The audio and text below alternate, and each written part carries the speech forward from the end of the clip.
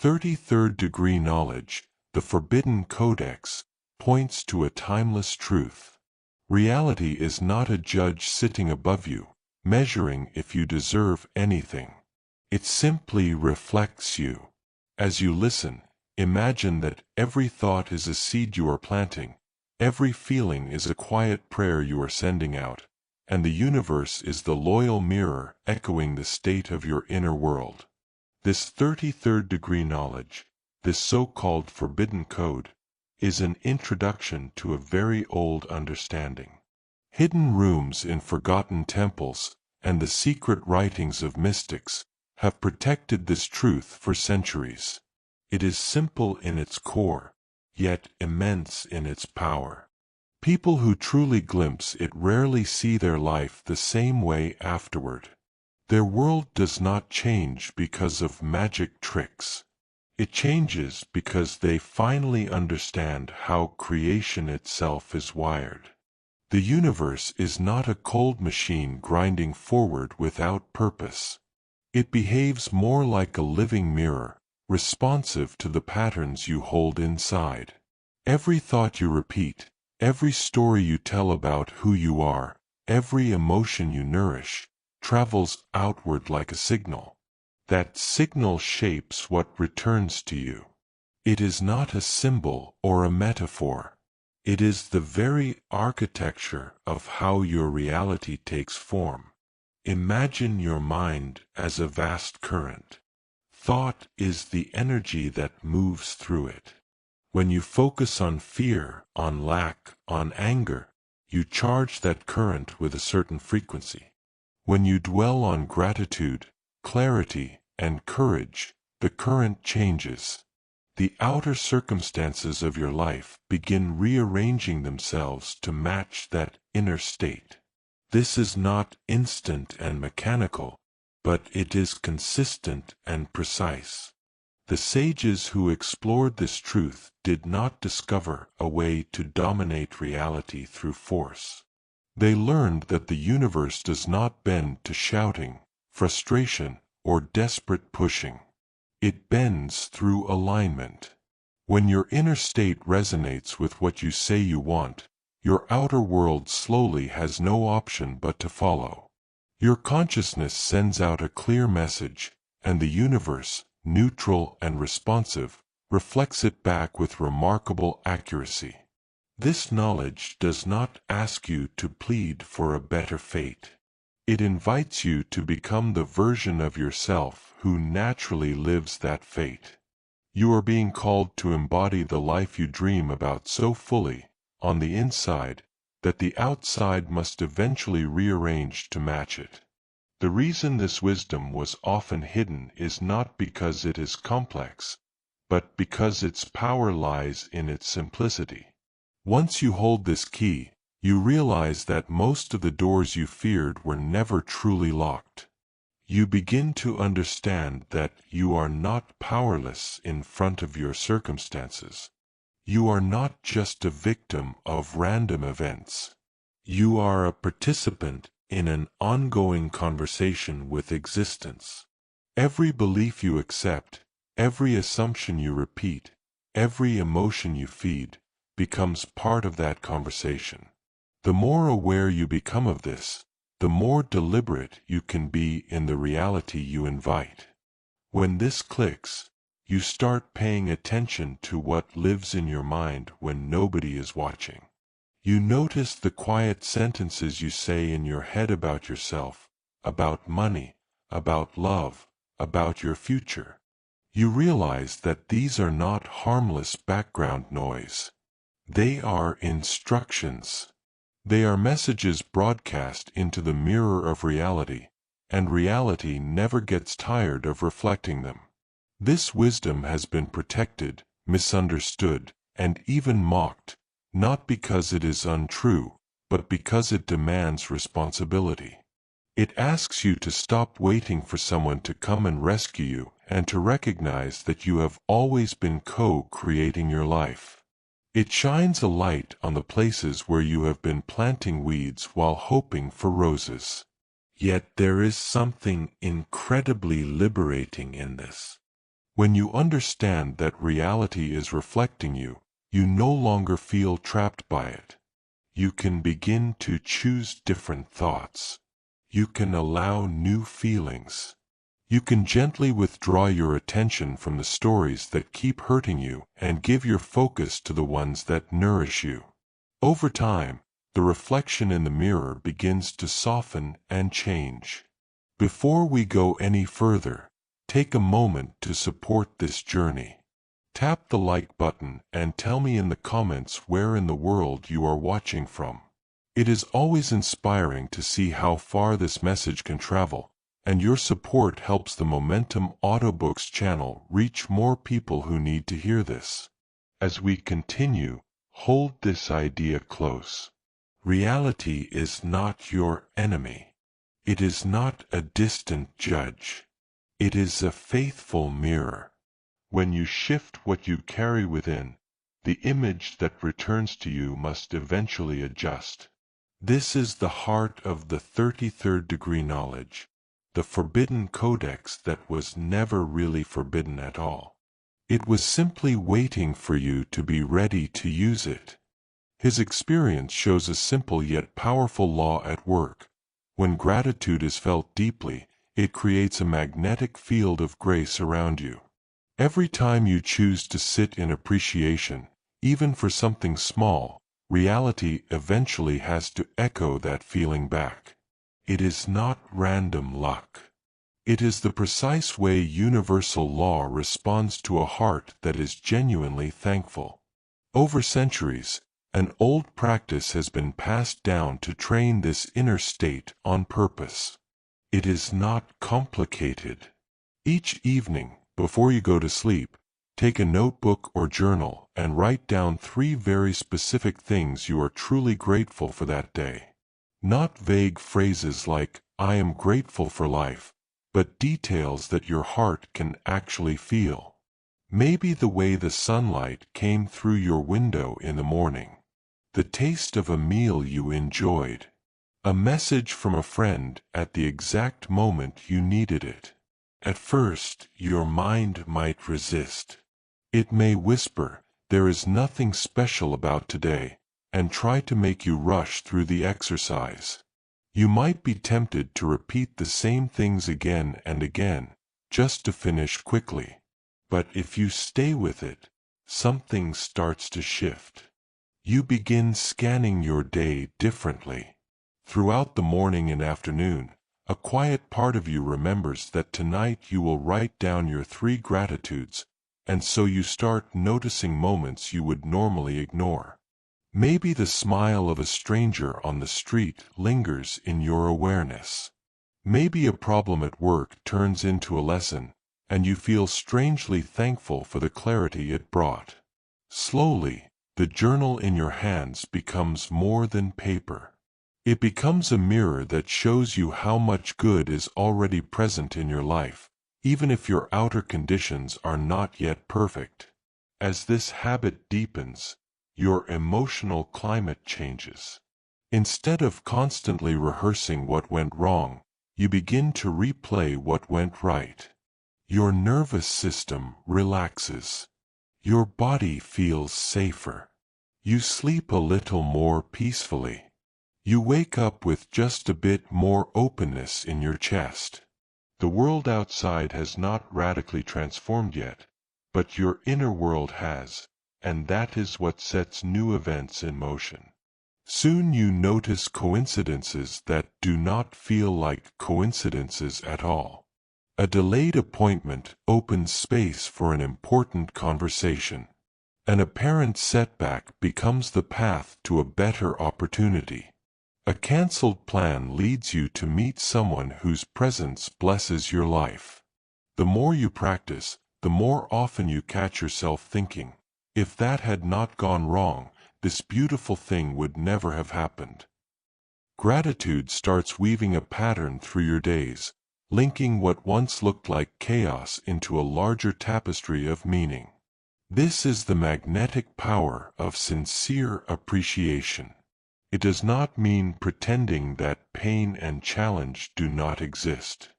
You are not asked to deny difficulty, or force yourself into fake positivity. Instead, you are learning to hold both reality and possibility in the same heart. You acknowledge what hurts, but you also choose to notice what helps. You see the obstacle, but you also look for the gift hidden inside it. That balanced, honest gratitude sends a clear signal, and the universe responds by bringing more experiences that match that frequency. Think of your mind as a painter standing before the canvas of your life. You are constantly choosing colors. When you repeatedly choose the dark shades of resentment, fear, and hopelessness, the universe faithfully reproduces those tones in the scenes that unfold around you. Your subconscious does not separate what you desire from what you dread. It works with the images and emotions you feed it most often, turning them into blueprints for future experiences. Gratitude is like picking up a new palette. You begin mixing softer, warmer hues, appreciation, wonder, relief, quiet joy. At first, these colors may feel unfamiliar if you are used to living in worry or disappointment. But with every entry in your journal, with every sincere thank you whispered in your heart, the new tones grow stronger. The picture of your life begins to brighten in ways you could not have predicted when you first started. Another aspect of this ancient wisdom involves sound, the sound of intention. In a small, modest house, a woman named Marjorie once spent her evenings lighting a candle and whispering prayers into the darkness. Her words were gentle, but they were wrapped in doubt. She often said things like, "Maybe, if it is meant to be," or, "I suppose it could happen, but I do not really expect it." Her voice carried more uncertainty than faith, and so her desires dissolved before they ever had a chance to take shape. One day, Marjorie learned to change the way she spoke her intentions. Instead of soft, hesitant phrases, she began to speak with quiet certainty. She chose simple, clear sentences like, "I am ready to receive the right opportunity," or, "I trust that support is already moving toward me." As she spoke, she focused on feeling the truth of those words in her body, even if her outer life had not caught up yet. The tone of her voice shifted from pleading to knowing. This is the sound of intention. The universe responds not just to what you say, but to the energy behind your words. When you speak with doubt, you send out a mixed signal. When you speak with grounded confidence, even in a whisper, your voice becomes a tuning fork that calls your reality into alignment with your inner state. This does not mean shouting affirmations you do not believe. It means choosing words that feel just one step more hopeful than your current situation and letting your nervous system relax into them. To deepen this shift, there is a beautiful practice for vibrational alignment that you can try. Sit comfortably in a quiet place where you will not be disturbed.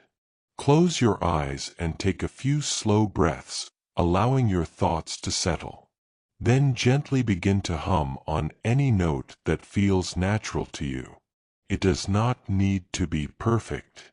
There is no right or wrong sound here. As you hum, imagine a warm, golden light glowing at the center of your chest. With each breath and each soft vibration, see that light growing brighter. Feel it spreading through your chest, then your shoulders, down your arms, through your spine, and into your legs. Let the sound of your humming carry this light further and further, until it fills your entire body. For a few minutes, allow yourself to be completely immersed in this golden glow, as if you are wrapped in a field of calm, loving energy. If your mind wanders, simply come back to the hum and the light. Notice how your body gradually relaxes. Tension melts from your muscles. Your breathing becomes more natural. In this state, you are no longer chasing your desires with frantic effort.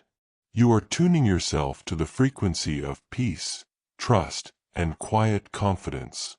From this space, the thoughts and actions you take will be more aligned with the life you actually want to live. When you open your eyes after this practice, the outside world may look the same, but you are not the same. You walk differently. You speak differently. You interpret events from a more centered place. That inner alignment is what bends reality in your favor over time. Your circumstances are not a fixed sentence. They are echoes of past vibrations, and as you learn to feel gratitude and set clear intentions in the present, those echoes must eventually change. In this way, gratitude, intention, and vibration come together. Your journal trains your focus.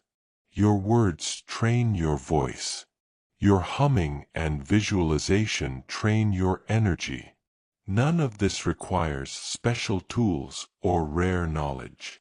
It only asks for consistency and sincerity. As you keep returning to these simple practices, you will notice that life begins to respond with small, undeniable signs that you are being heard.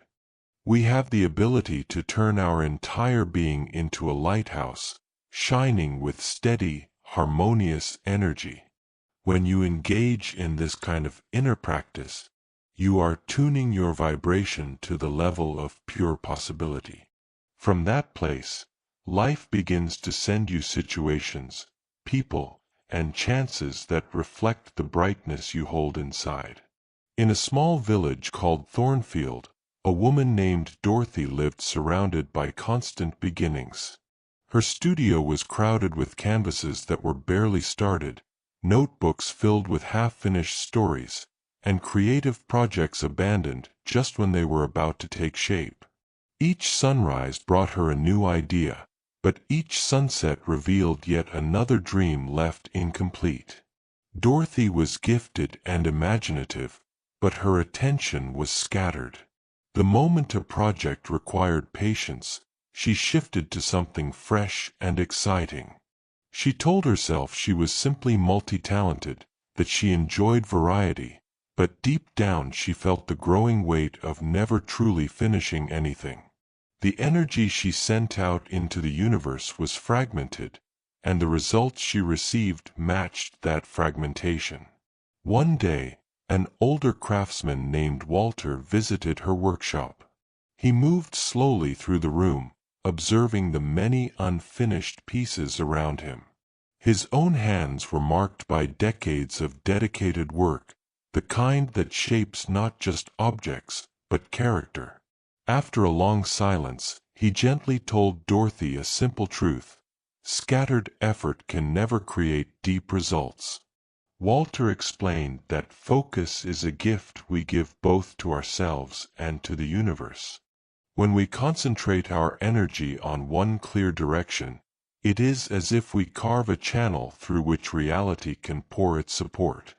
But when we jump from one task to another, always chasing the newest spark, we keep starting new channels and never dig deep enough to reach the water of real success. He compared it to digging wells. You can dig many shallow holes and end each day exhausted, still thirsty, or you can commit to one spot and keep digging until you strike the underground river. Depth, he said, is what allows your desire to connect with the flow of life. The universe does not respond to fleeting wishes. It responds to sustained attention, to the quiet persistence that shows you truly mean what you say you want. Walter's own story was proof of this. 4 years, he had devoted himself to a single craft. While others experimented with one trade after another, he showed up to the same workbench day after day. His tools were simple, but his dedication was extraordinary. At first, no one noticed. His progress was slow, his rewards modest. Yet he continued, refining his skills, shaping wood with patience and care. Over time, something powerful began to build around him. His focus created a field of energy, a kind of steady signal that the universe could clearly hear. Opportunities started to appear. A traveling merchant discovered his work, influential clients placed special orders, and his reputation quietly spread. To the casual observer, it looked like overnight success. But those who understood vibration knew the truth. It was the natural consequence of years of aligned effort. Dorothy listened, and for the first time, she allowed herself to see the gap between her intentions and her actions. She realized she had been telling the universe she wanted success, but her behavior sent a different message. Her energy was saying, "I do not trust myself to stay." In that moment, she made a new choice. She selected one painting, cleared space around it, and decided to give it her full attention until it was done. As she worked, she felt restless at times, tempted to begin something new, but she remembered Walter's words. She began to feel the quiet strength that comes from staying with one path. Slowly, the painting came to life in a way none of her rushed attempts ever had. With each stroke, she was not only finishing a canvas, she was training her mind to focus, her energy to flow in a single powerful direction. This is the power of focus. A scattered mind produces scattered results. A focused mind becomes like a lens that concentrates light until it is strong enough to ignite something real. When your thoughts, feelings, and actions all move toward the same target, reality cannot help but respond. There is another piece of this wisdom that speaks about silence. Long ago, a woman named Pearl filled her days from morning to night with noise. Music played in the background, screens glowed in every room, conversations and notifications poured into her life without pause. The constant stream of sound and information washed over her like a river, smoothing away the sharp edges of her awareness. After a while, Pearl could no longer hear the soft voice inside her. The whispers of intuition, the gentle inner nudges that try to guide us, were drowned out by the volume of the outer world. She felt busy but directionless, connected to everyone and yet strangely disconnected from herself. The 33rd degree knowledge teaches that silence is not empty. It is a living presence. It is the quiet space in which wisdom waits, patient and undemanding, until we are still enough to receive it.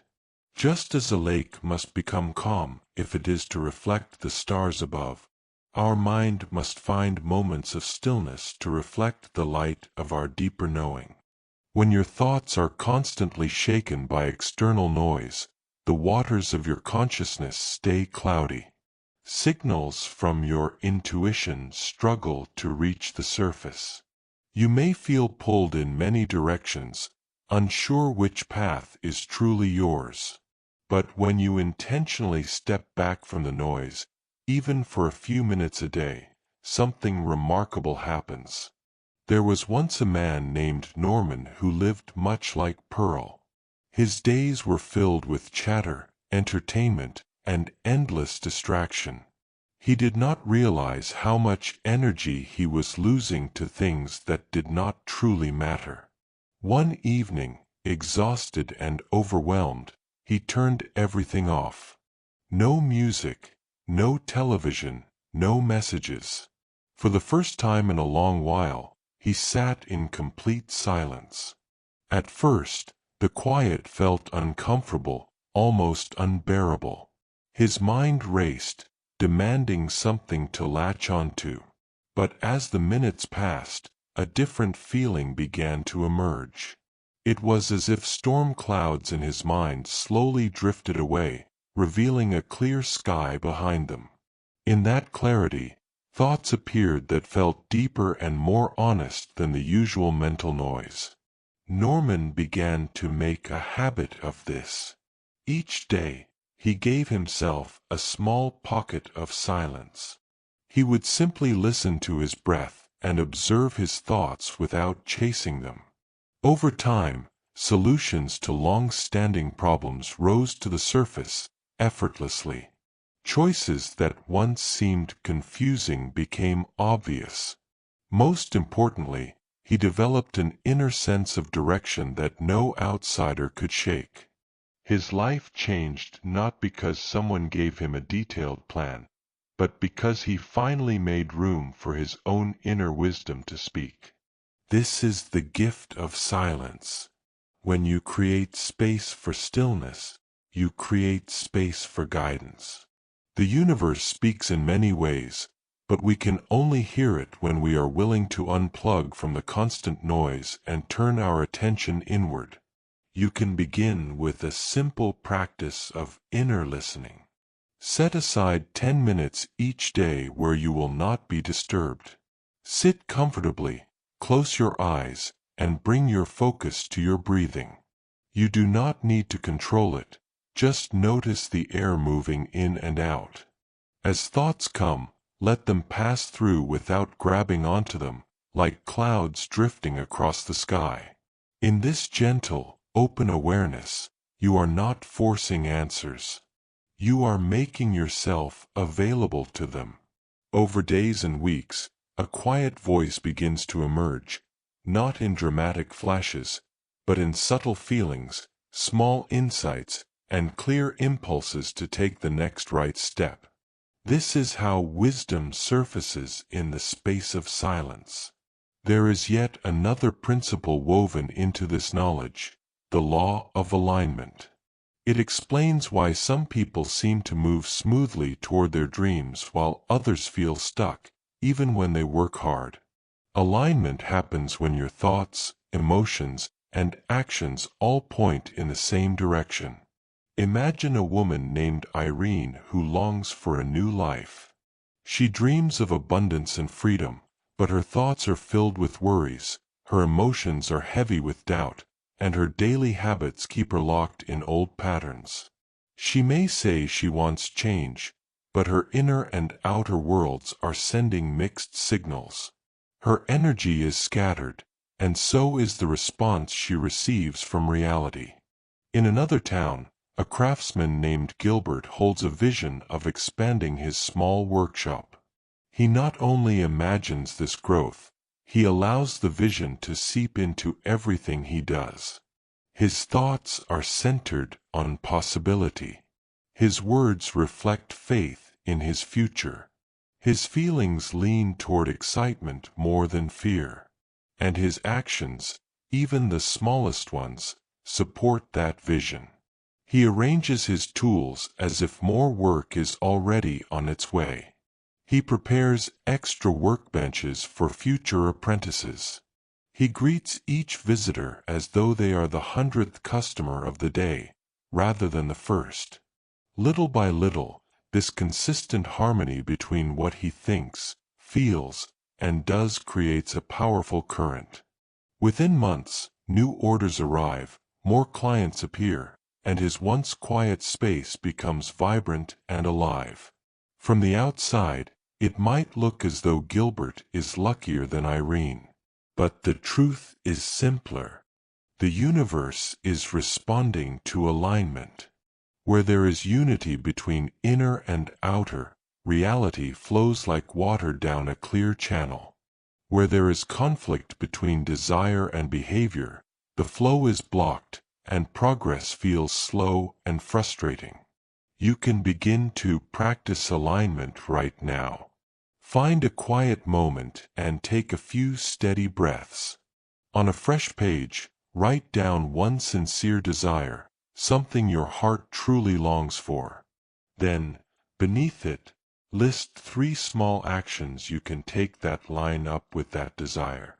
Make sure these actions are realistic enough to start today, yet meaningful enough that your whole being feels, yes, I am serious about this. When you follow through on these small steps, you send a clear message to life itself. You are no longer just wishing, you are participating.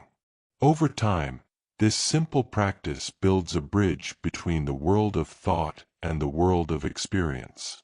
On that bridge, your future moves toward you, and you move toward it, carried by the power of alignment. Just as a gardener plants a seed and then steps back, trusting the hidden forces that shape every living thing, you too must learn to release your grip on the outcomes you desire. Your task is not to pry open the petals of your future or force a dream to bloom before its season. Your role is to create the right conditions, clarity, openness, alignment, and allow the unfolding to happen in its own natural rhythm. Whenever you cling too tightly to what you want, you create tension in the very energy field that could bring it to you. Wanting becomes grasping, and grasping becomes resistance.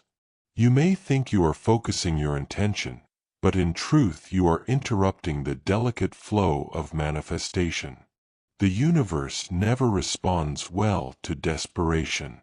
It responds to coherence, calm expectation, and the soft magnetic pull of desires released into trust. In a bustling trade town, there lived a merchant named Stanley who understood the power of letting go better than most. He would set his intentions clearly at dawn, visualize the day he wanted to live, and then release the entire vision with a serene breath. While others paced their shops anxiously, trying to force customers through the door, Stanley simply prepared his space with care. He polished his counters, arranged his goods with joy, and greeted each moment with ease. He did not strain or push. He trusted. And because he trusted, life met him halfway. Opportunities seemed to flow to him in ways his competitors could not understand. Travelers passing through town felt inexplicably drawn to his store. Trade deals unfolded smoothly. Even on slow days, something unexpected would arrive to balance the scales: a supply discount, a new connection, a chance meeting. Stanley operated not through pressure but through alignment, and the universe responded with effortless generosity. This same principle appeared in the story of Agnes and Clarence, two villagers whose circumstances were nearly identical but whose lives unfolded in completely different ways. Agnes often complained about her burdens, carrying them like heavy stones that she could not put down. Her energy was tense, braced, resistant, and reality reflected that tension back to her. Each challenge triggered another. Every obstacle felt twice as large as it truly was. Clarence, however, approached life differently. Even when difficulties arose, he paused, breathed, and looked for something, anything, he could appreciate in the moment. Sometimes it was small: the warmth of morning light, the sound of distant laughter, the chance to learn patience. But through that simple act of gratitude, his entire energy softened. Problems dissolved more easily. Help arrived sooner. Solutions revealed themselves without struggle. Gratitude became his quiet superpower, transforming his inner world and, with time, reshaping the circumstances around him. This contrast makes one thing clear: it is not the weight of what you face that defines your path. It is the vibration you offer in response. Gratitude lifts you into harmony with abundance. Resistance blocks the very blessings you seek. To anchor the shift in your life, try this small nightly practice. Before you go to sleep, speak 3 sincere words of thanks aloud. These do not need to be grand declarations, only true ones. Let them rise from your heart like gentle incense, carrying warmth and sincerity into the quiet space of the night. Over time, This simple ritual will soften your energy, open your awareness, and tune your vibration to the frequency of receiving. Yet even with gratitude, another dance unfolds within the human heart, the dance of desire itself. In a distant village, there lived a woman named Edith whose spirit burned with longing. Every morning, she woke with a fierce determination to force her dreams into existence. She demanded progress. She commanded the universe to obey. "Why do you delay?" she would shout into the silence of her mind. But the more she pushed, the further her desires seemed to slip away. Her goals retreated like shadows at dusk, scattering the moment she reached for them. She mistook pressure for power, not realizing that demanding is the opposite of allowing. Her energy, instead of inviting her dreams, repelled them. The ancient teaching woven into the 33rd degree wisdom explains why. Desire must be partnered with openness, not control. When you grasp at your dreams, you squeeze out the space they need to grow. When you chase them, you push them further down the path. But when you cultivate the feeling of already receiving, when you relax into the possibility rather than wrestle with it, your desire becomes magnetic instead of frantic. Think of a dancer who moves with the rhythm of music rather than against it. The smoother the steps, the more naturally the dance flows. Desire works the same way. It needs breath, space, and rhythm, not force. Edith eventually learned this in an unexpected way. One evening, exhausted from struggling against her own impatience, she surrendered. She let the weight of her demands fall away and allowed herself to sit in quiet stillness. For the first time, she felt what it was like to want without grasping, to long without begging, to imagine without insisting. In that calm space, she experienced a shift so subtle she almost missed it. Her chest softened. Her breath deepened. The tension that had strangled her dreams loosened its grip. And in the days that followed, small opportunities began to appear. A letter arrived from an old friend with an offer. A neighbor mentioned an opening in a craft guild. A problem she had struggled with for months dissolved with a simple realization. Her desires had not abandoned her. They had simply been waiting for her to stop chasing long enough for them to catch up. This is the dance of desire, wanting without clinging, imagining without forcing, intending without demanding. When you align your energy with what you seek and then let go, truly let go, you create a powerful harmony between yourself and the creative current of the universe. Your dreams do not need you to push them into existence. They need you to trust the rhythm of their arrival. This shift, from grasping to allowing, transforms resistance into flow and turns longing into magnetism.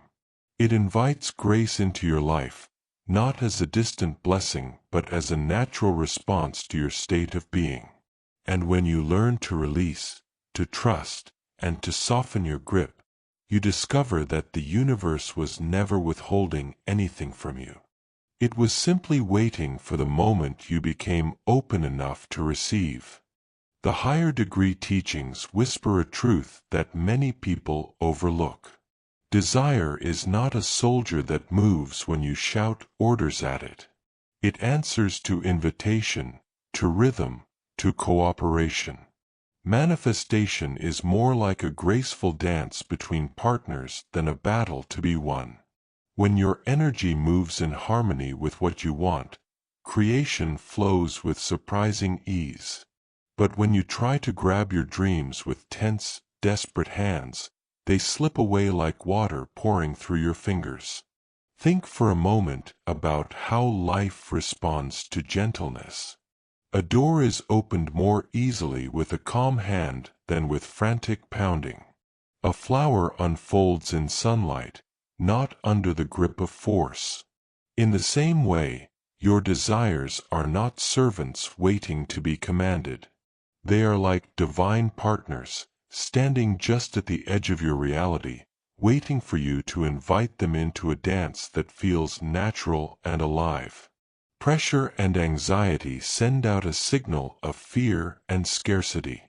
That signal pushes away the very experiences you are trying to attract. The more you tell yourself that you must have this dream now, or everything will fall apart, the more your energy tightens. In that tightness, there is no space for new possibilities to enter. But when you soften, when you let your desire move through you like music rather than marching orders, the universe begins to respond differently. It feels your readiness not as panic, but as openness. Imagine closing your eyes and seeing your deepest desire standing before you, not as an object to chase but as a partner stepping onto the dance floor. Instead of reaching out with grasping fingers, feel the joy of its company. Imagine taking its hand, moving together, feeling how its presence changes the way you stand, breathe, and smile.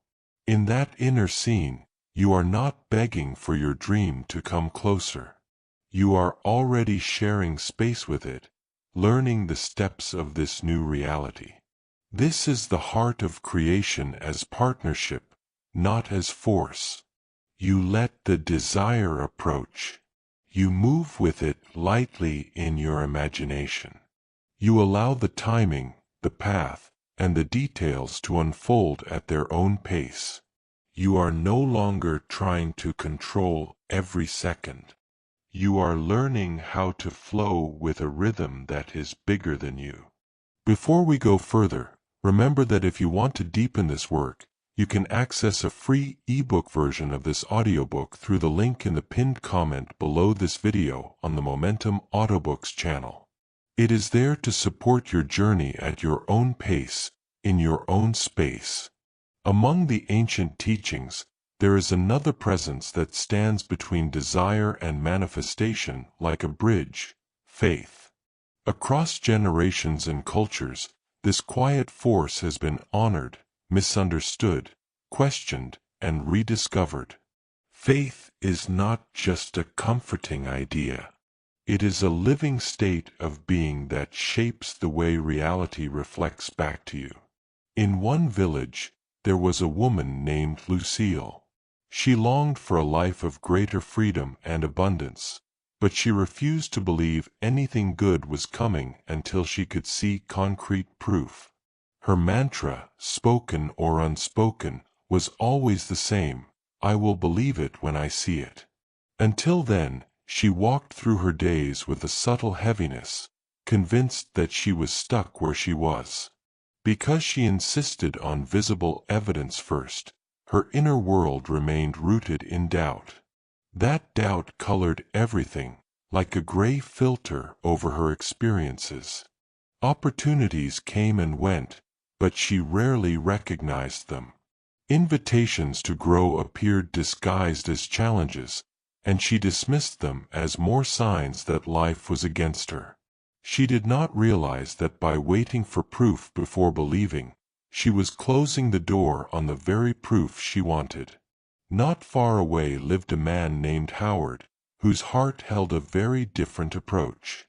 He, too, dreamed of more. He saw himself as a master craftsman one day, guiding apprentices, creating beautiful works, and teaching the next generation. From the outside, his life did not match that dream yet. His workshop was small. His tools were simple. His name was unknown beyond a few local customers. But Howard carried himself as if his vision was already real in a deeper sense.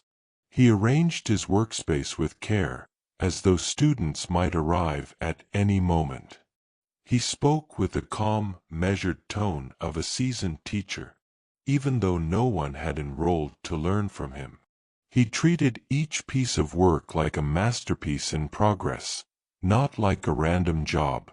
Most importantly, he felt the truth of his dream in every movement, as though he were walking inside an invisible future that was already taking shape. The universe answered this quiet, unwavering faith. Little by little, circumstances began to rearrange themselves around him. A traveler passing through town noticed his skill and spoke about him to others. New clients arrived with commissions that stretched his talents in exciting ways. Tools and materials seemed to show up just when he needed them most, gifted, discounted, or discovered at the perfect time. Students eventually walked through his door, drawn by an energy they could not logically explain.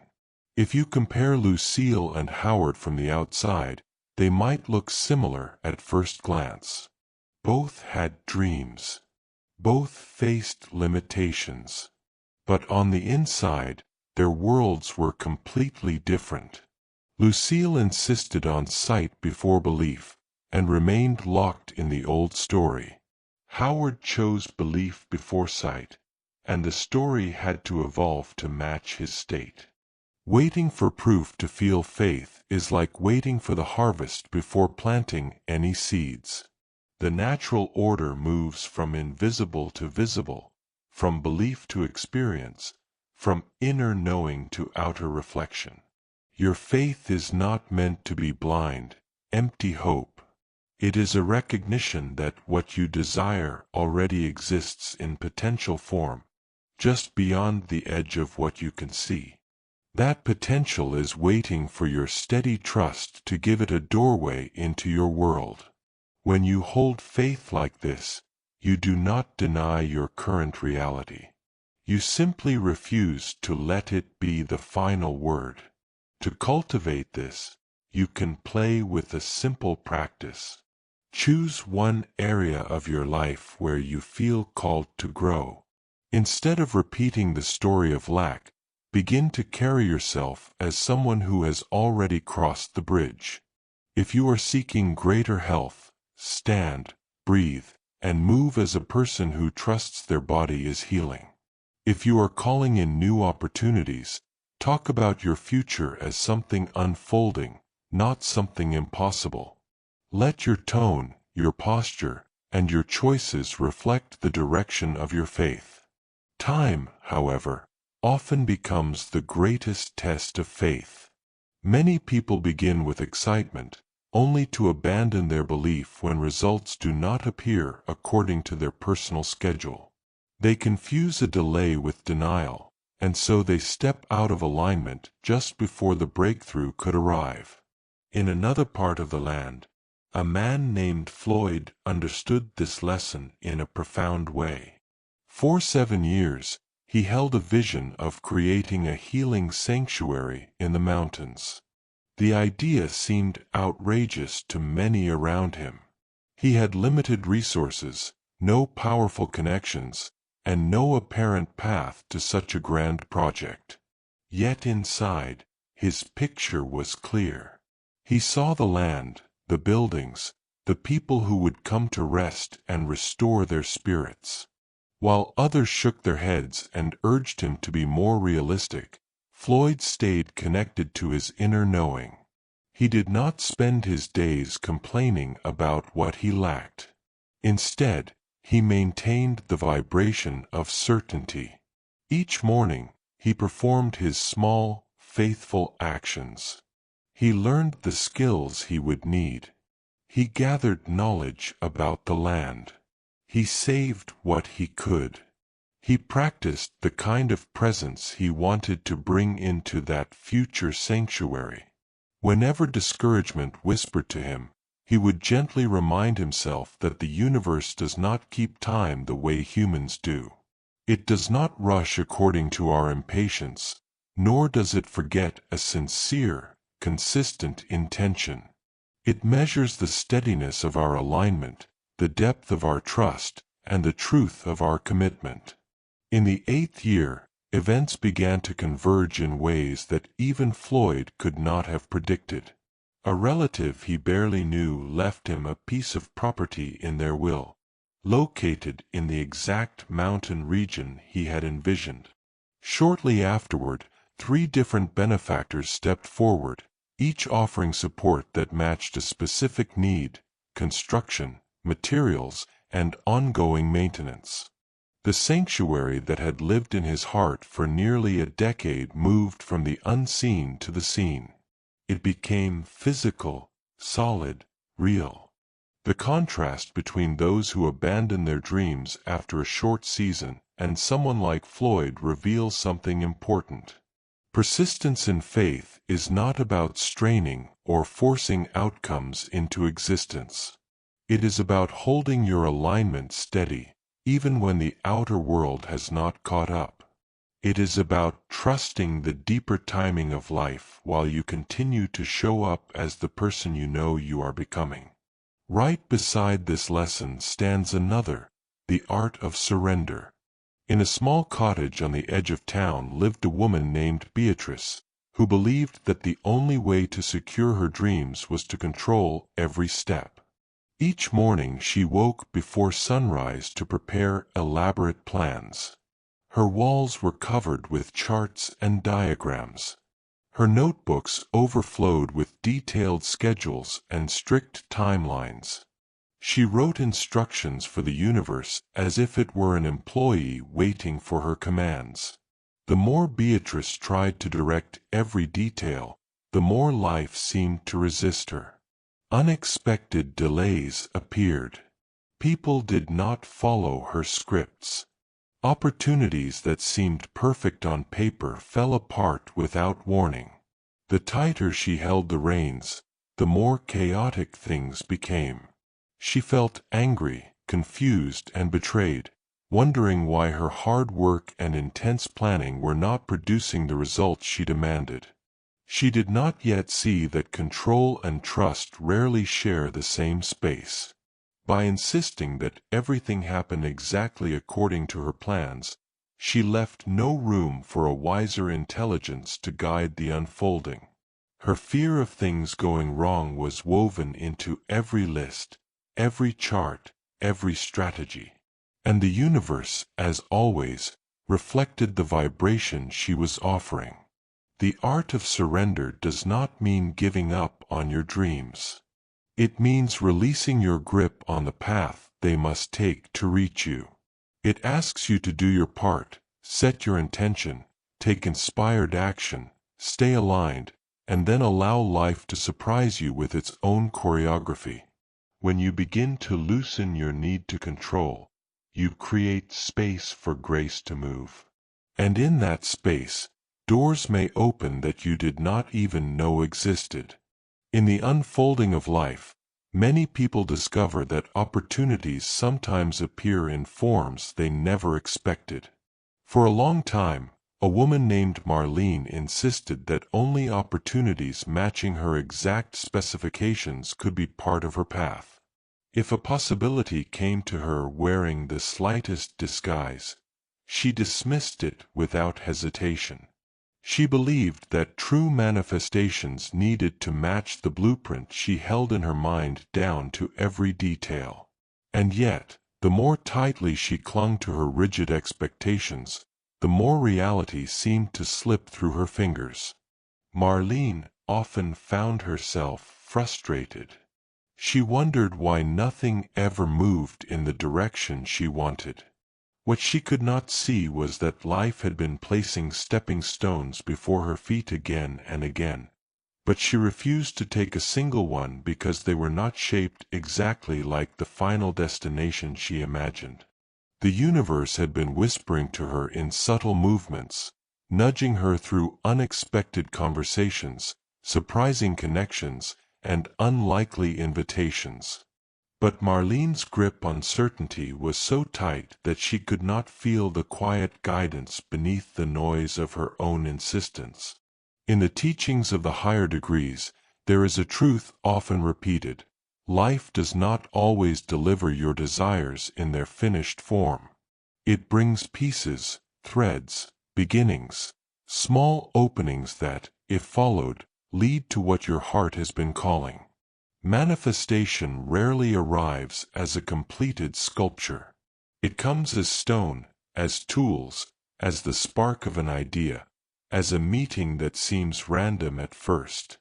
Your job is not to demand the final product, but to recognize the pieces when they appear and trust the process of becoming. Contrast Marlene's story with the life of Edwin, a quiet man who lived in a neighboring village. Edwin held a vision for his future, but unlike Marlene, he understood that the universe speaks through hints, not commands. He treated every moment as a potential answer, every conversation as a possible doorway, and every challenge as a disguised teacher. He did not cling to expectations. Instead, he stayed open, curious, and willing to follow the thread of intuition wherever it led. One day, Edwin received a small piece of work, something far beneath the mastery he dreamed of achieving. But instead of dismissing it as unworthy of his goals, he accepted it with gratitude. Through that simple task, he met someone who introduced him to another opportunity, which led to another, forming a chain of events he could never have orchestrated on his own. Because he was willing to move with the flow of life rather than against it, his path unfolded like a series of beautifully aligned steps. This difference reveals an essential principle. Manifestation is a partnership, not a command. You do not shape reality by force but by harmony. Your desires are not meant to be controlled. They are meant to be received. And to receive, you must stay open to the unexpected ways life may respond to the energy you offer. Another teaching that shapes this understanding is the practice of active surrender. Many misunderstand surrender as giving up, but real surrender is nothing like resignation. It is a dynamic state in which you release tension, open space, and allow the intelligence of life to contribute its part.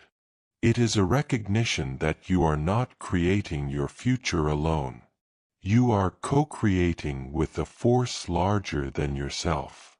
In the center of a quiet town lived a man named Raymond who embodied true surrender.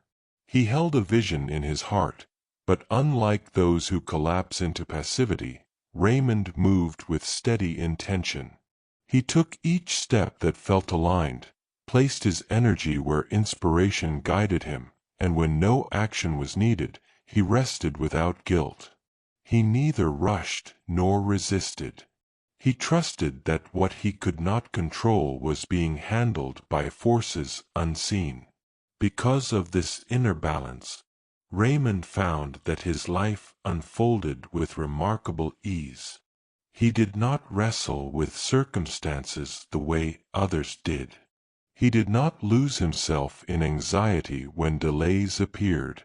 Instead, he paused, breathed, and asked, "What is life trying to show me now?" This simple question created a channel through which clarity could always reach him. The universe responded to Raymond's openness with precision. Challenges transformed into turning points. Detours revealed new skills and deeper wisdom. The timing of events aligned in ways that felt almost orchestrated. He was not luckier than others. He was simply more receptive, more trusting, more willing to flow with life rather than against it. Compare this with people who chase their desires with frantic urgency. When they encounter delays, they panic. When opportunities arrive looking imperfect, they judge rather than explore. Their energy becomes rigid, and rigid energy cannot receive. Manifestation requires movement, openness, and a willingness to let possibility breathe. One of the deepest teachings says, "Your desire does not need your attention.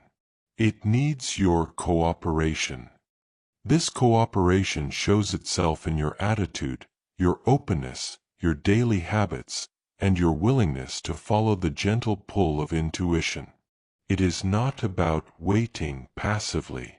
It is about moving intelligently, like a dancer responding to the music. To practice this, sit in a quiet space at the end of the day. Close your eyes and breathe slowly until your mind softens. Bring your desire gently into your awareness, not with longing or urgency, but with warmth. Then ask yourself, where is life already guiding me? You may feel a small nudge, a subtle thought, a quiet knowing. These whispers are often the first steps of your unfolding journey. The momentum you build through openness becomes a kind of inner magnetism. Opportunities begin to curve toward you because your energy is no longer pushing them away with doubt or resistance. You move through your days with a sense of calm expectation, not grasping, not demanding, simply ready. When you trust the dance between effort and surrender, you discover that the universe has always been on your side. It has never been withholding your desires. It has simply been waiting for you to release the tension that blocks their arrival. And as you master this balance, something extraordinary happens. Your life begins to unfold not through force, but through grace. Edgar welcomed every small gathering in his modest space as if it were already taking place in the grand tea-house he envisioned. He understood something most people overlook, that the reality of tomorrow grows directly out of the vibration you hold today. He did not sit around waiting for the feeling of success to finally arrive. He practiced success in the way he organized his day, in the way he spoke, in the care he gave to his current surroundings.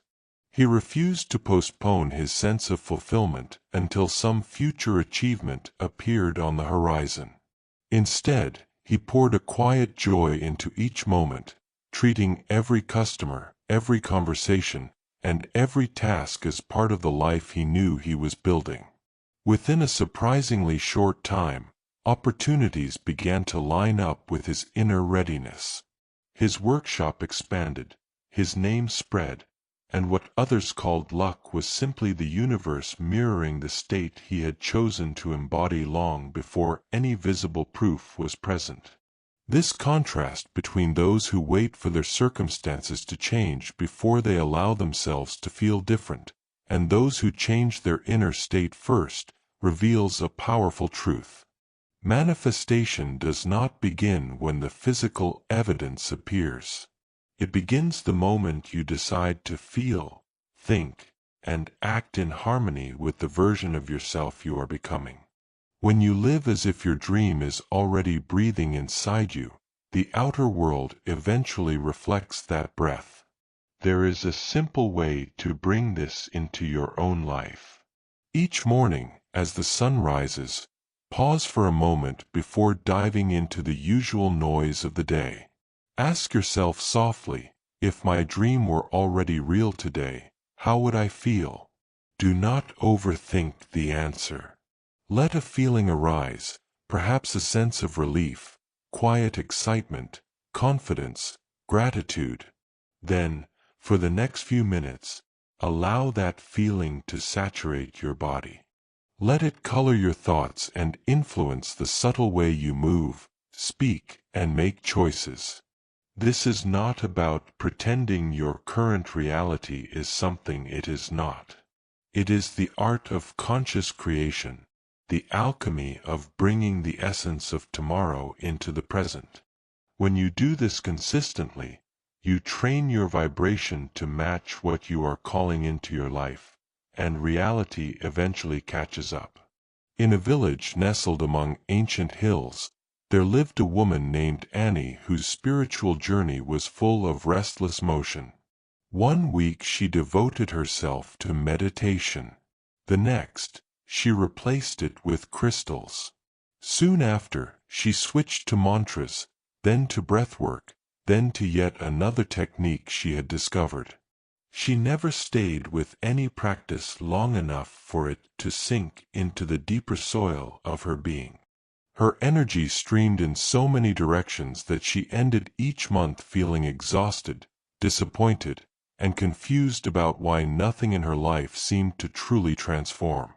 The higher teachings of the 33rd degree shed light on this dilemma with a simple but often ignored truth.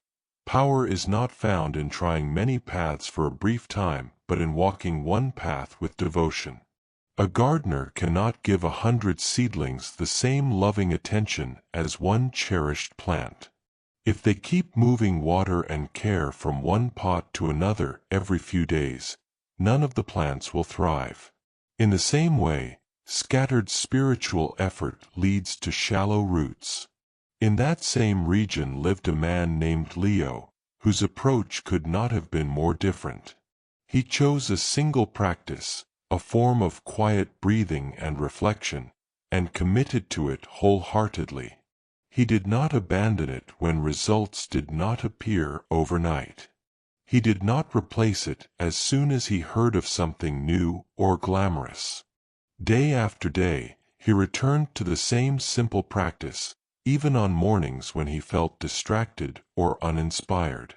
At first, nothing seemed to change.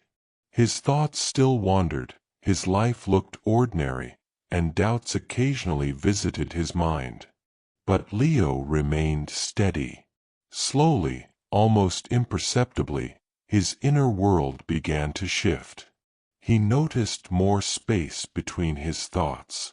Old emotional reactions softened. Decisions that once felt heavy became clearer. Others sensed a calm presence in him, even if they could not explain it.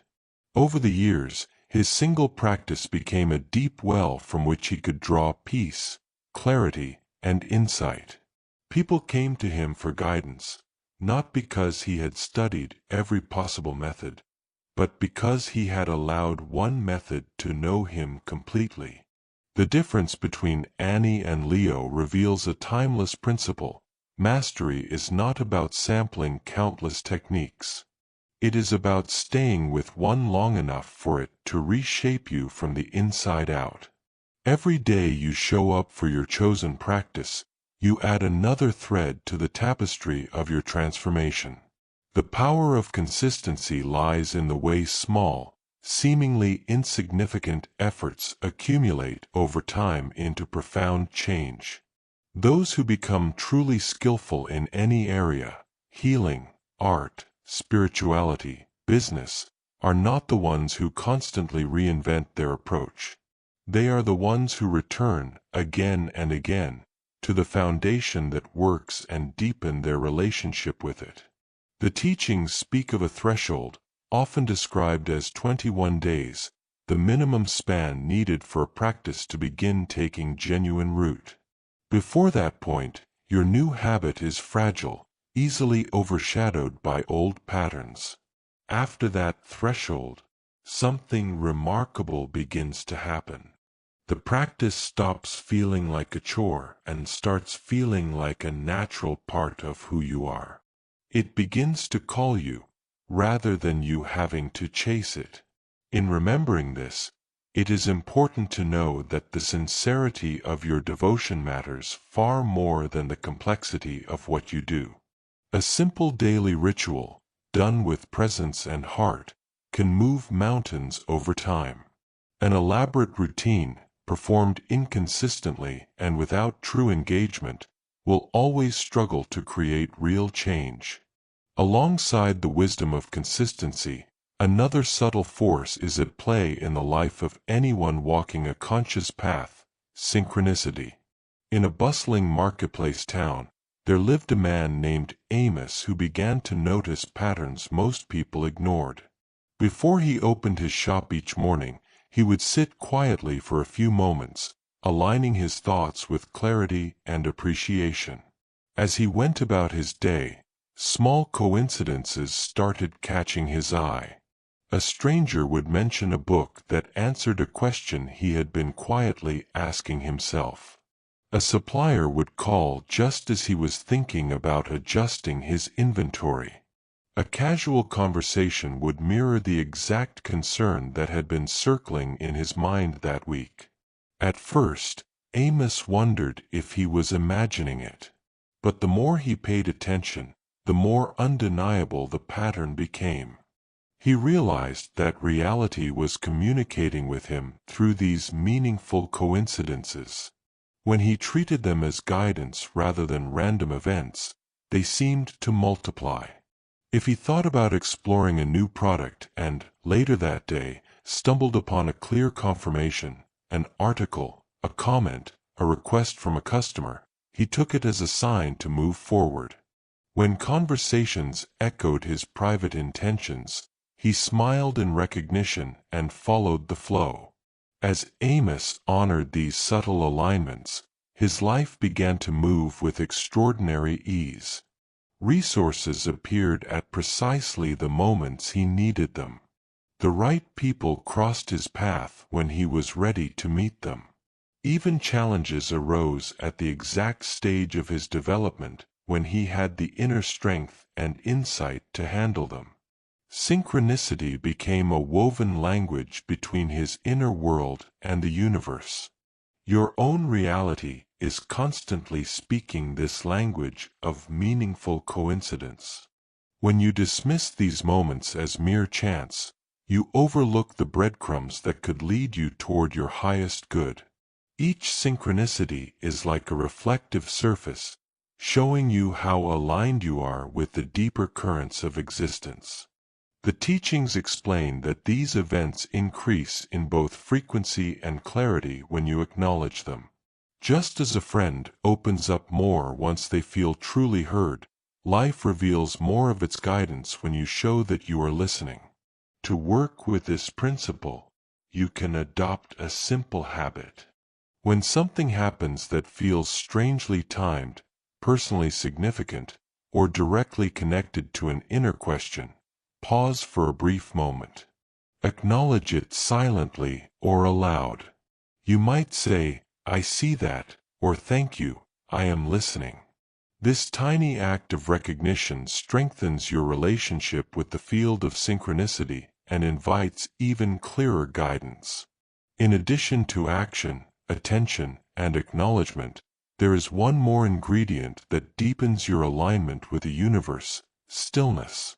Like a pool of water that must become calm before it can reflect the stars, your own energy field needs moments of complete rest in order to come into harmony with the flow of creation. In a nearby village lived Ralph, a man who understood the power of intentional stillness. While others rushed to begin their tasks at first light, he rose early not to work but to sit in silence.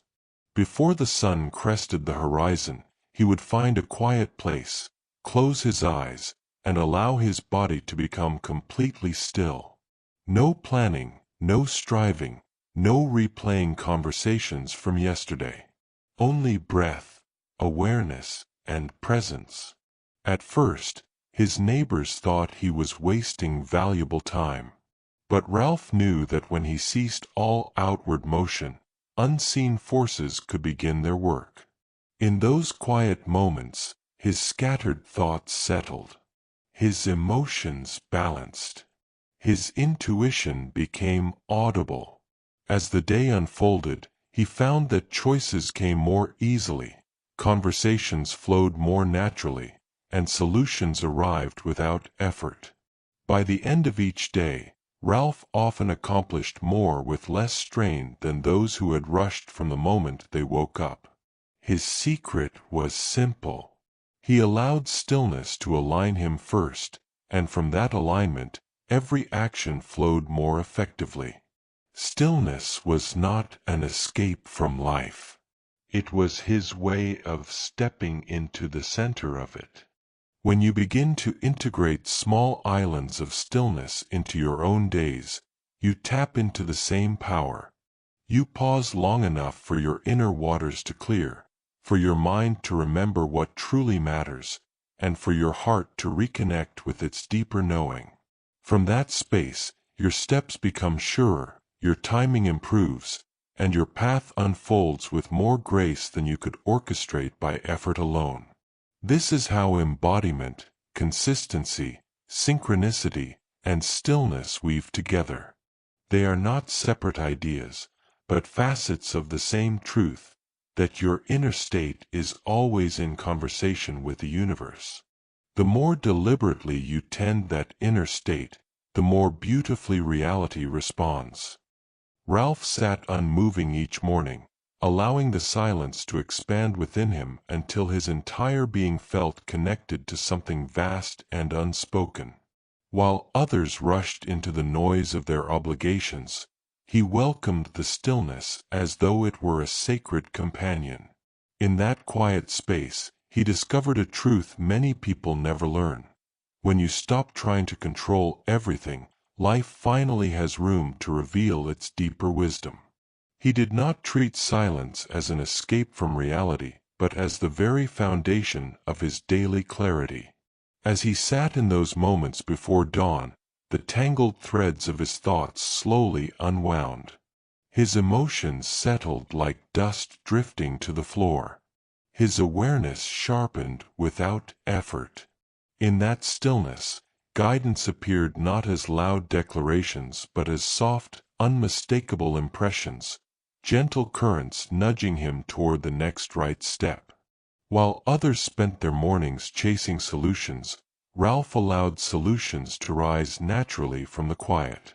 As the world around him hurried in confusion, he moved with a calm knowing that seemed mysterious to those watching him.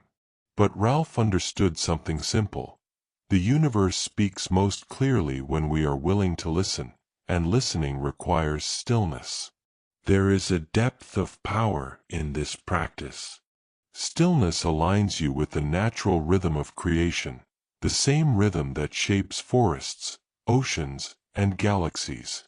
When you stop interfering with constant thought and frantic effort, the deeper intelligence that guides all life begins to work through you.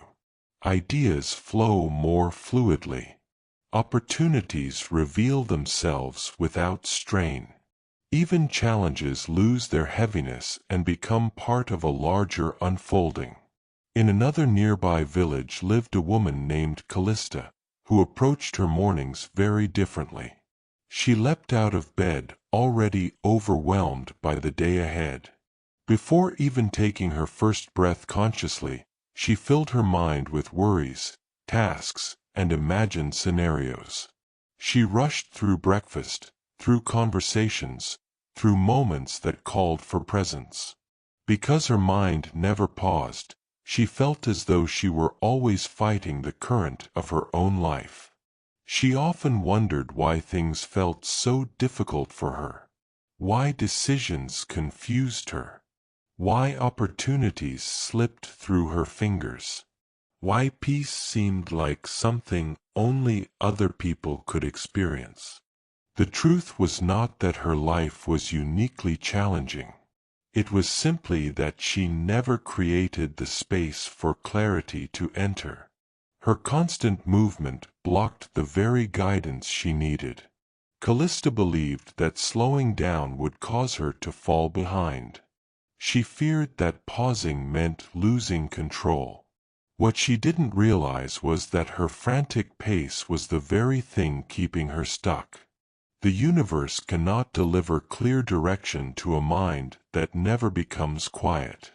One morning, after an especially exhausting week, Callista passed by Ralph's home and noticed him sitting on his porch, completely still. Something about the scene struck her, a sense of ease she had never felt herself. Curiosity nudged her. For the first time, she paused. She stood quietly, watching Ralph breathe in that simple, powerful way. Later that day, she tried it herself. Only for a minute. Only one breath at a time. But something within her shifted. For the first time in years, she felt space. She felt the faint flicker of something she couldn't name, relief, perhaps, or possibility. The next day she tried again. the day after that, again. Soon those small pockets of stillness began to change her. Her thoughts slowed down. Her choices became clearer. She no longer reacted automatically to every disruption. She became more deliberate, more grounded, more receptive. And life responded in kind. What once felt chaotic now seemed manageable. What once felt heavy became lighter. Opportunities she had previously overlooked now appeared obvious. This shift didn't happen because Callista changed her entire life overnight. It began with a single breath of stillness, repeated over time, like a quiet drumbeat calling her back to herself. Another teaching reveals that stillness is the doorway to intuition. The kind of intuition that feels less like guessing and more like remembering.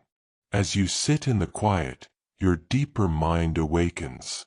Solutions come not from logic alone, but from a larger intelligence woven through your consciousness. The questions you have carried for years can suddenly feel simple. Paths that once seemed confusing become clear. To cultivate this, you can begin with a gentle practice. Before starting your day, sit comfortably and close your eyes. Take 3 slow breaths. Let your shoulders soften. Allow the noise of your thoughts to settle naturally. Do not force anything. Simply watch. In that watching, awareness expands. In that expansion, answers arise. Another truth is revealed as your stillness deepens. The universe often moves in silence as well. Not every blessing arrives loudly. Not every shift announces itself. Some of the most important transformations begin quietly, like seeds beneath the soil preparing to break open. Stillness teaches you to trust the unseen. It teaches you to recognize the subtle movements of life, guiding you beneath the surface of your awareness. It teaches you how to begin your day aligned instead of tangled, clear instead of overwhelmed. In that alignment, your actions become more precise.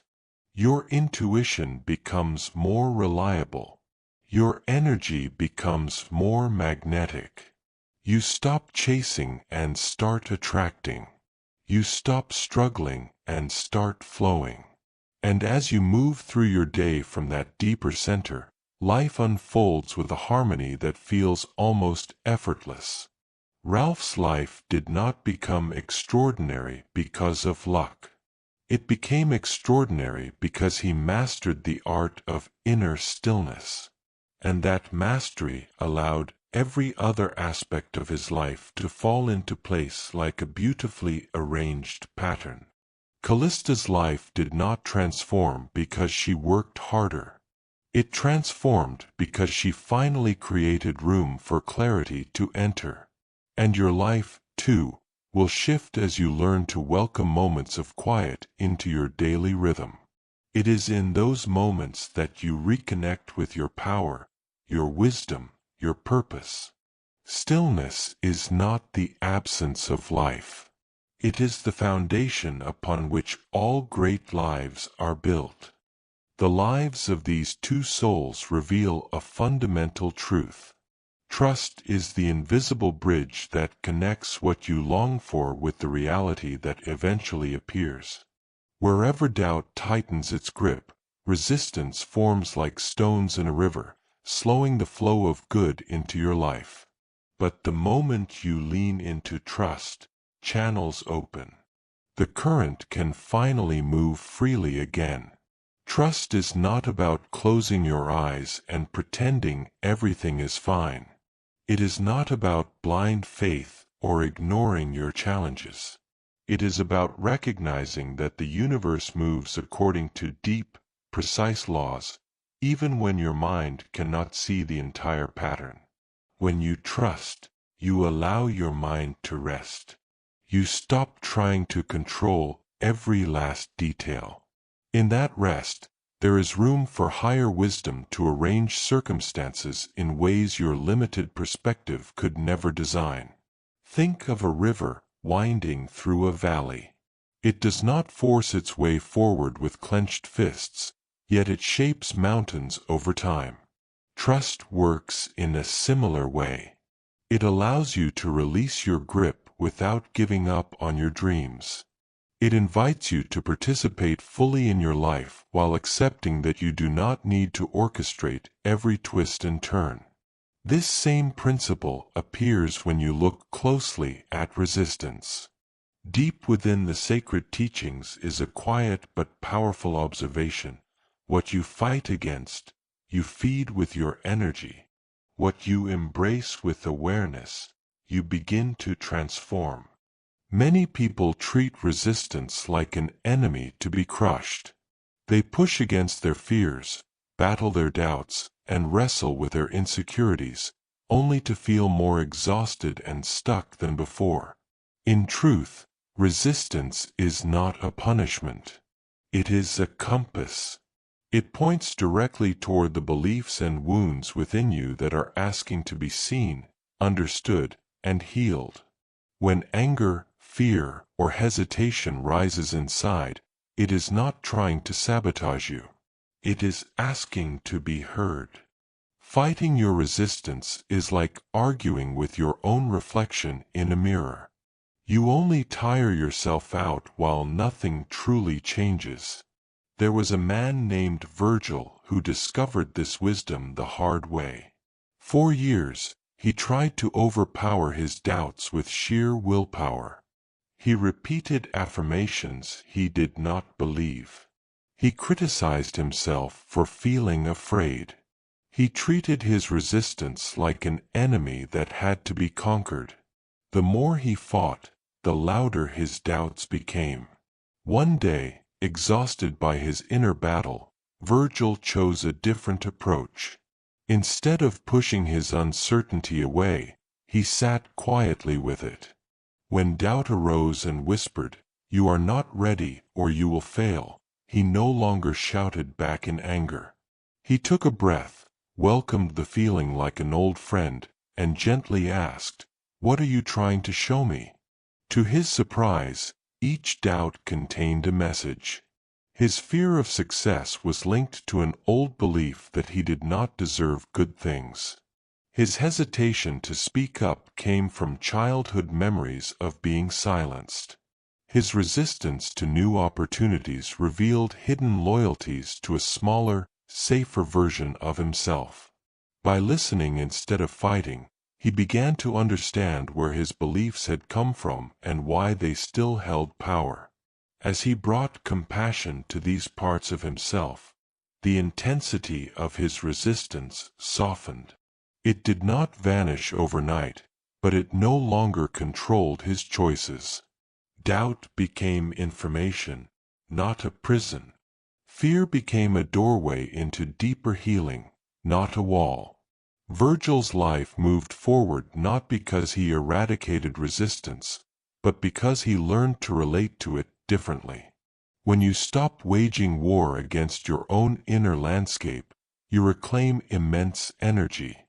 You can then direct that energy toward what you truly want to build. Acceptance does not mean staying stuck. It means honestly acknowledging where you are so you can move in a clearer, more empowered way. Another teaching of the 33rd degree reveals that you live inside an infinite field of possibility, whether you notice it or not. In a small village surrounded by rolling hills, there lived a woman named Hazel who walked the same narrow path every day. Her routines were familiar, her conversations predictable, her choices safe. Each morning she rose, followed the same steps, and saw only what she had always seen. When new opportunities appeared at the edges of her awareness, she dismissed them almost automatically. An unexpected invitation, a new idea, a chance encounter, each one was ignored because it did not fit her established story about how life works. "This is just how things are," she would say, closing the door before she even peeked at what was on the other side. What Hazel did not realize was that every moment of her life was like a vast garden filled with seeds, many of which she had never noticed. The sacred wisdom teaches that reality is not a single fixed track. It is a field of untapped potential, brimming with options, paths, and combinations that your rational mind cannot fully grasp. Just as a garden holds countless seeds waiting for the right conditions to awaken, every situation you face holds multiple possibilities coexisting at once. Imagine a beam of white light passing through a prism and breaking into a spectrum of colors. The light was always made of those colors, but you needed the prism to see them. In a similar way, your perspective acts like a lens. If it is narrow and clouded by limiting beliefs, you see only one color, one option, one outcome. When your consciousness expands, the same situation reveals many more paths, each carrying a different potential. The infinite field does not respond to what is most logical, safe, or expected. It responds to where your consciousness chooses to rest. If you consistently focus on limitation, you tune yourself to a reality that reflects that limitation. If you make room for wonder, curiosity, and flexibility, you begin to experience realities you once thought were impossible. As Hazel slowly began to question her own assumptions, her world started to widen. The first shift was small. She chose to say yes to a conversation she would normally avoid. In that conversation, she learned about a path of work she had never considered. Later, she decided to attend a gathering in a neighboring town instead of staying home. There, she met people who lived in ways she had once believed were out of reach. Each small yes expanded the edges of her reality. The teachings invite you to do something similar, to gently release the habit of assuming that life can only unfold in familiar forms. When you wake in the morning, you can whisper to yourself, "I live in an infinite field, and I am open to being surprised in beautiful ways." This does not mean abandoning discernment or chasing every impulse. It means allowing for the possibility that reality may have gifts for you beyond what you currently imagine. Alongside this understanding of possibility lives another law, the law of radiance. In a crowded marketplace, a woman named Viola moved through the world like a shadow. She carefully measured everything she said. She kept her gestures small, her laughter quiet, her presence muted. Somewhere along the way, she had absorbed the belief that being accepted meant becoming smaller, more agreeable, less visible. Each morning she examined herself in the mirror, not to celebrate who she was, but to adjust her appearance and energy until she felt safely unnoticeable. Better to blend in, she would tell herself, than to stand out and risk making others uncomfortable. She believed that shining too brightly would provoke judgment, envy, or rejection. The higher teachings offer a very different perspective. They remind you that radiance is your natural state. You are not meant to live like a covered lantern. You are more like the sun, which never questions whether it has the right to shine. The sun does not dim itself to avoid outshining the moon or the stars. It simply embodies what it is, and in doing so, it gives life, warmth, and clarity to everything it touches. When you repeatedly dim your light, you do more than betray your own nature. You also rob the world of the unique energy you came here to share. Viola began to realize this slowly. One day, she allowed herself to speak her truth a little more openly in a conversation. The person she was speaking to did not reject her. In fact, they seemed relieved, inspired by her honesty. Another time, she allowed herself to wear colors she actually loved instead of those that made her blend into the background. Instead of criticism, she received sincere compliments and curious smiles. With each small act of courage, her light grew stronger. She laughed more fully. She shared her ideas without shrinking. She allowed her natural warmth to fill the spaces she entered. To her surprise, the more she allowed herself to shine, the more aligned her life became. People who appreciated her authenticity began to gather around her.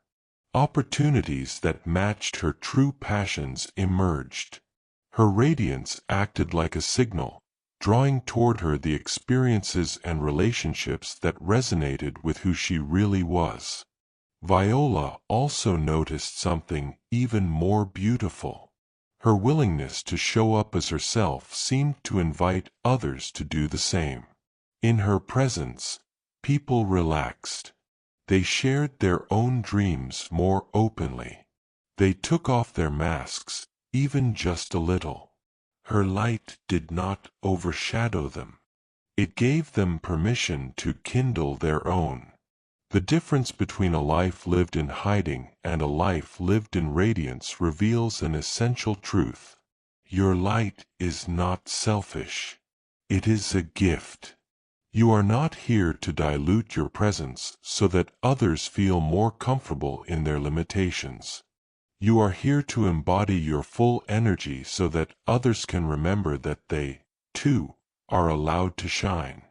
When you trust the laws that govern this universe, when you make peace with your resistance instead of fighting it, when you open to the infinite field of possibility, and when you allow your radiance to shine without apology, you step into a different way of living. You become a conscious participant in creation, rather than a passive observer.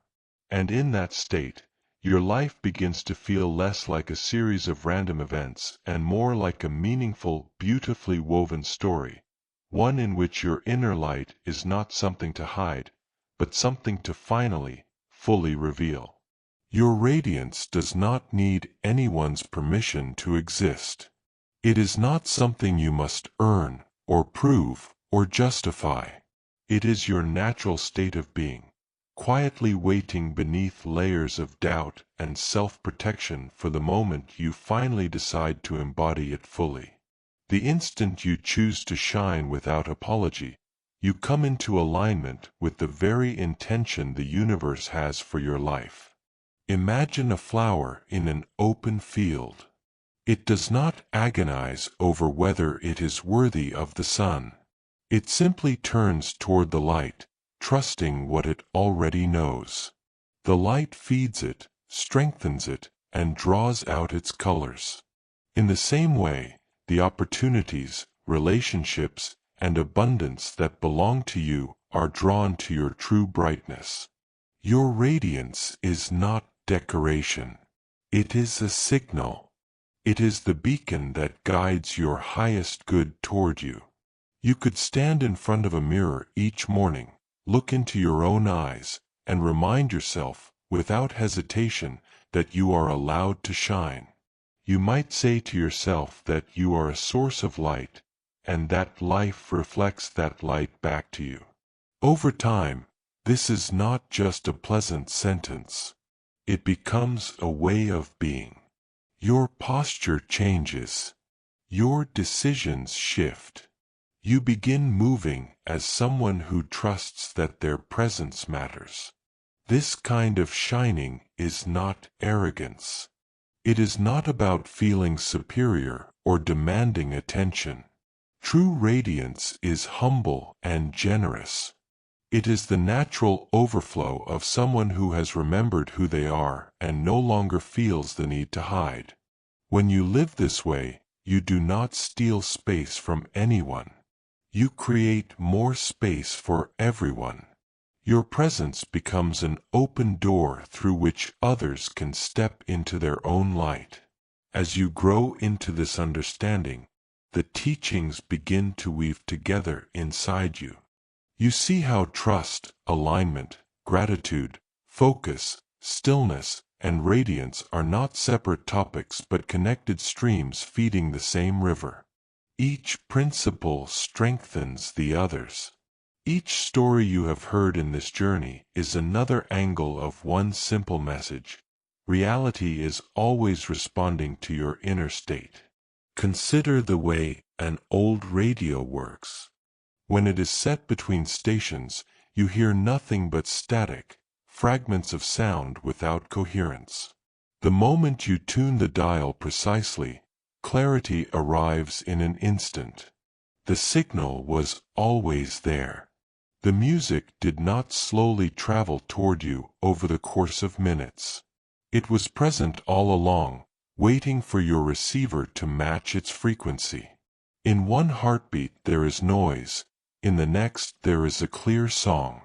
The manifestation of your desires operates in a similar way. For years, a man named Morris believed that good things must always take a long time. He repeated sayings about patience while quietly assuming that life moves slowly, that he would have to wait endlessly for his dreams. His belief in delay created a reality in which delay seemed natural.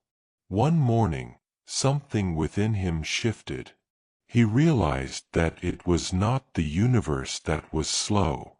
It was his own alignment that kept wavering. He had been asking for one thing while emotionally preparing himself for disappointment. That day, he chose a different story. He allowed himself to believe that receiving could be immediate, not someday in the distance. He released the heavy weight of later and stepped into the possibility of now. Within hours, small but undeniable shifts began to appear. A phone call brought news he had been hoping to hear for months. A chance encounter opened the door to a collaboration he had been dreaming of. It was as if reality had been waiting right outside his awareness, ready to flood in the moment his inner frequency became clear and steady. His experience revealed what the teachings had been saying all along. Delay is often not a cosmic rule, but a shadow cast by misalignment. When you expect to wait, you train your energy to live in postponement. When you decide that alignment can happen in the present moment, reality has permission to respond with speed. This does not mean forcing yourself to feel something you do not feel. It means gently choosing to come into harmony with what you desire, here and now, instead of keeping your dream forever at a distance. Beneath all of this lies the deeper art of sovereignty over your inner realm. The higher teachings do not glorify control over others. They honor mastery of self. True power is found in the subtle, quiet ability to direct your own thoughts, feelings, and focus with increasing precision. When your inner world is chaotic, and you try to control the outer world instead, you generate even more conflict. It is like striking the surface of already turbulent water in an attempt to make it calm. The harder you hit, the more waves you create. In the same way, trying to fix your life by rearranging external pieces while ignoring your inner state only multiplies the turbulence. The secret is to become still within, to let your awareness settle until clarity naturally rises and the waters of circumstance begin to reflect that stillness. Notice the difference in vibration between the moments when you are desperately trying to control other people and the times when you are quietly anchored in yourself. When you strive to force outcomes, your energy carries anxiety, tension, and fear. Those frequencies ripple outward, drawing more of the struggle you are hoping to avoid. The universe does not respond primarily to what you do, but to who you are being while you do it. In the gentle hills beyond the city lived a craftsman named Leonard, who understood this with uncommon clarity. He did not shout to be heard. He did not push to be first. He rarely argued, never schemed, and did not spend his days trying to manipulate circumstances. Yet somehow, life seemed to cooperate with him. His workshop was always supplied. His friendships were deep and loyal. Opportunities arrived at the right time without forcing. When people asked for his secret, Leonard would smile softly and say that he simply made it his priority to keep peace within himself. Each day, before touching his tools, he took a few moments to align his thoughts with gratitude and calm intention. When difficulties appeared, he did not immediately react. He gave himself space to breathe, allowing his nervous system to settle before choosing a response. Over time, the world around him came to mirror this inner steadiness. Where others saw obstacles, he saw puzzles to be solved with patience. Where others became tangled in conflict, he stayed centered and open. The universe seemed to lean toward him, arranging circumstances in ways that matched his gentle authority. His life was a living example of the principle that reality bends most easily around those who have first mastered themselves. As you reflect on the many stories you have heard, you may recognize parts of yourself in each of them. The woman whose constant complaints created more of what she did not want showed you the creative power of your focus. The man who assumed fortune followed him everywhere revealed how belief quietly writes the script of your experiences. Those who chose harmony over fear demonstrated how a steady vibration can influence events without a single shouted word. These stories were never meant to be distant legends. They are mirrors, each one reflecting a different facet of the power that has been inside you from the beginning. The practices you have been given along the way are not empty rituals. They are practical keys. Each affirmation you speak with feeling is a reset of your inner signal. Each visualization you enter with sincerity trains your subconscious to accept a new blueprint. Each moment of silence you honor is an opening through which wisdom can enter. None of this is about becoming someone else. It is about remembering who you already are beneath the noise, beneath the fear, beneath the habits learned from a world that has forgotten its own magic. The knowledge you have encountered here has always lived within you as a quiet knowing, a feeling that life is more responsive, more alive, more sacred than you were taught to believe. To bend reality is not to twist the universe into submission. It is to allow yourself to bend first.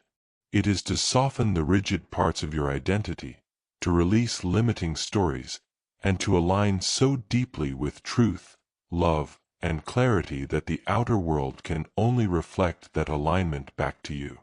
This is not the tyranny of control.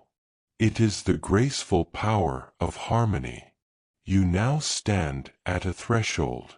The words of this journey may be coming to an end, but something far more important is just beginning. Your life as a conscious creator does not start when the audio stops. It begins in the very next thought you choose, in the next feeling you allow, in the next action you take from a place of awareness. Within you lies the power to shape experience, to transform conditions, to call forth outcomes that honor your deepest self. You carry the ability to meet fear with understanding, to meet chaos with presence, to meet limitation with a quiet knowing that you live in a field of infinite possibility. As you move forward, you do not need to remember every sentence you have heard. It is enough to remember the essence. Reality is a mirror. Your consciousness is the artist. The universe is your silent, responsive partner, and you are never creating alone. When you forget, you can return to the simplest practices, a moment of gratitude, a single conscious breath, a brief pause to feel the version of you who is already living the life you desire. From there, the path will reveal itself, one step, one synchronicity, one inspired choice at a time. The pages of this story may close, but the unwritten chapters of your own are waiting for you to pick up the pen. You are not at the end. You are at the beginning of a new way of being, one in which your inner light guides your outer world, and your life becomes a clear reflection of the power, love, and wisdom that have always been within you.